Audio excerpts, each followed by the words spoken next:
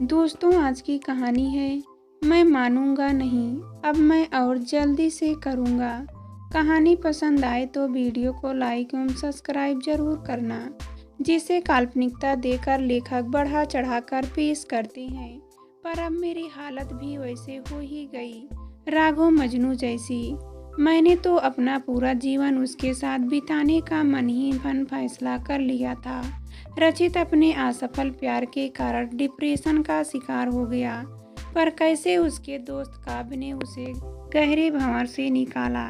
एक heart care hospital के शुभारंभ का आमंत्रण कार्ड कोरियर से आया था। मानसी ने पढ़कर उसे काव्य के हाथ में दे दिया। काव्य ने उसे पढ़ना शुरू किया और अतीत में खोता चला गया। उसने रचित का दरवाजा खटखटाया। वह उसका बचपन का दोस्त था। बाद में दोनों कॉलेज अलग अलग होने के कारण बहुत ही मुश्किल से मिलते थे।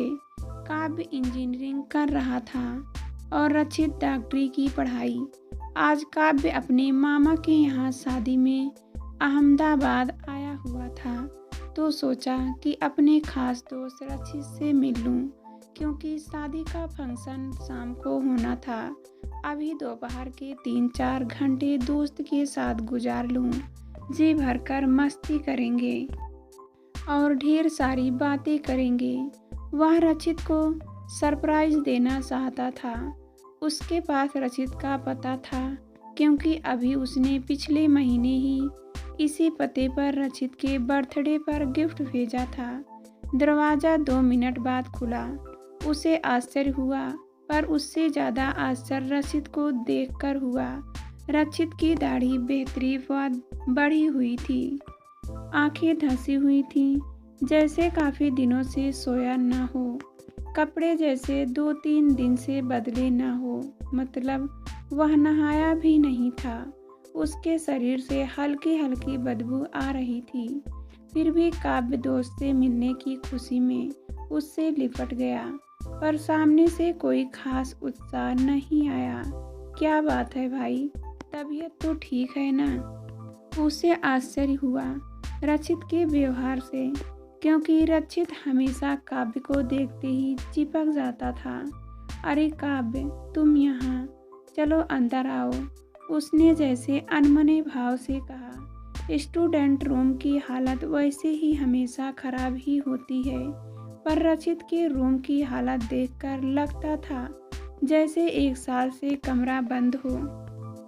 सफाई हुए महीनों हो गए हों। पूरे कमरे में जगह जगह थे। किताबों पर मिट्टी जमा थी। किताबें अस्त व्यस्त यहाँ वहाँ बिखरी हुई थी। काव्य ने पुराना कपड़ा लेकर कुर्सी साफ की और बैठा। उससे पहले कि रचित पलंग पर बैठ चुका था, जैसे थक गया हो। काव्य अब आश्चर्य से ज़्यादा दुखी व स्तंभ था। उसे चिंता हुई कि दोस्त को क्या हो गया है, तबीयत ठीक है ना? यह क्या हालत बना रखी है, खुद की व कमरे की? 2-3 बार पूछने पर उसने जवाब नहीं दिया, तो काव्य ने कंधों को पकड़कर पूछा, तो रचित की आंखों से आंसू बहने लगे। कुछ कहने की जगह वह काव्य से चिपक गया, तकलीफ में, जैसे बच्चा अपनी माँ से चिपकता है। वह फपक फपक कर रोने लगा। काव्य को कुछ भी समझ न आया। कुछ देर तक रोने के बाद वह इतना ही बोला, भाई, मैं उसके बिना जी नहीं सकता।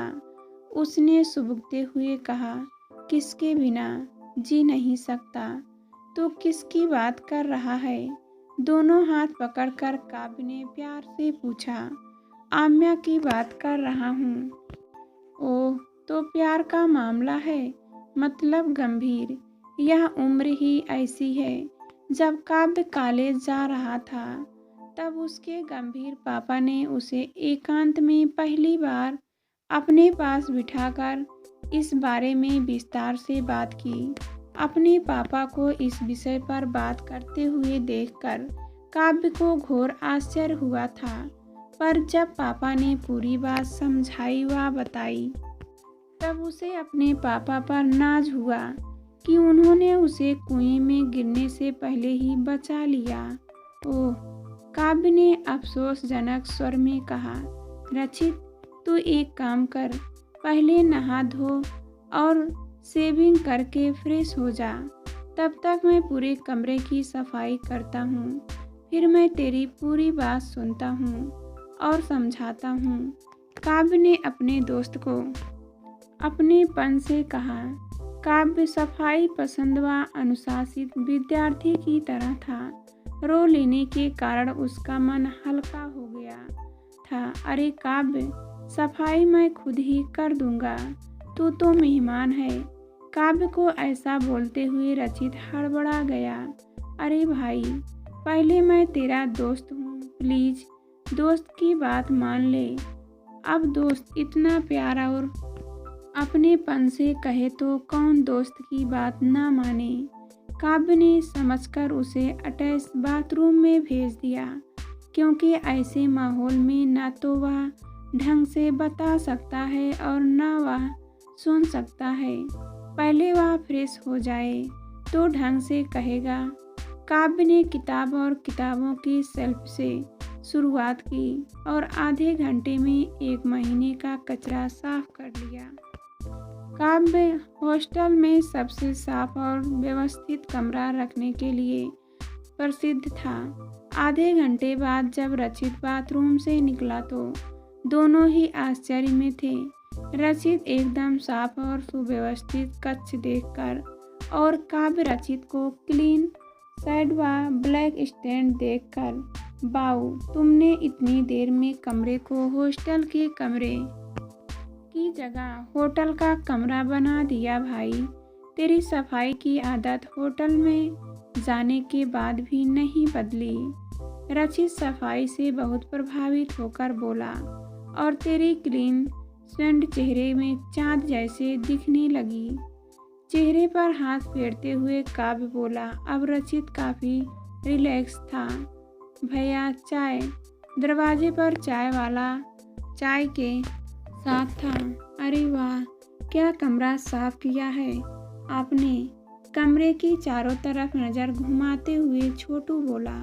तो रचित सेब गया। वह रोज सुबह सुबह चाय लेकर आता है, इसलिए उसे कमरे की हालत पता थी। अरे यह मेरे दोस्त का कमाल है। काव्य के कार्य की तारीफ करते हुए रचित मुस्कुराते हुए बोला। अरे तुम्हें चाय लाने को किसने बोला। मैंने बोला। दीवार पर चाय वाले का फ़ोन नंबर था। Thank you. काव्य चाय पीने की बहुत इच्छा थी। रचित ने चाय का एक गिलास काव्य को देते हुए कहा। दोनों चुपचाप गर्मा गर्म चाय पी रहे थे।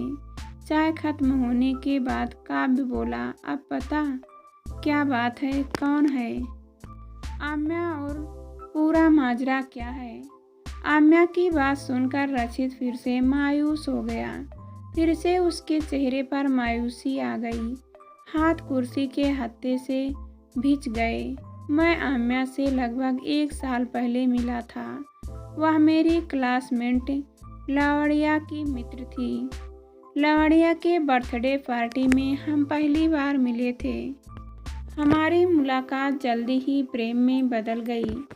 वह MBA कर रही थी और बहुत ही खूबसूरत थी। मैं सोच भी नहीं सकता कि कॉलेज में मेरी इतनी सारी लड़कियों से दोस्ती थी, पर क्यों मुझे आम्या ही पसंद आई। मुझे उससे प्यार हो गया। शायद वह समय का खेल था। हम लगभग रोज ही मिलते थे। मेरी फाइनल MBBS की परीक्षा के दौरान भी मुझे उसमें की दीवानगी छाई हुई थी। वह भी मेरे प्यार में डूबी हुई थी। मैं अभी तक प्यार मोहब्बत को फिल्मों व कहानियों में गढ़ी गई फंतासी समझता था, जिसे काल्पनिकता देकर लेखक बढ़ा चढ़ाकर पेश करते हैं। पर अब मेरी हालत भी ऐसे हो गई, राघव मजनू जैसी।